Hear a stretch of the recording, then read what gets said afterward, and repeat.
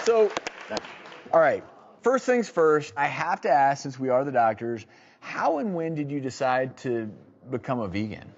Well, I was vegetarian before, so I went vegetarian I think back in 2005, so Okay. it's quite some time ago.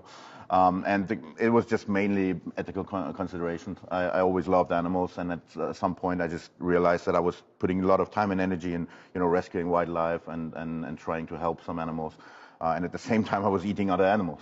So I just thought, well, that doesn't make a lot of sense. And that was the first step. And then 6 years later, I just came to the realization that I was not eating meat, but I was still, having dairy products and having eggs and so on. And if you take a look at how these animals are, basically hold and raised and everything, it's not really what you want to support if you want to, if your goal is to reduce animal suffering. He's asked about how and when he decided to go vegan. Now, there are hundreds of possible reasons to mention: better health, cleaner protein source, less animal cruelty, reducing global warming, longevity, spirituality, the list goes on. But instead of rambling here and there, going all over the place, or overthinking, he chooses one solid point, ethical reason, and then builds his entire explanation around it. And that's powerful.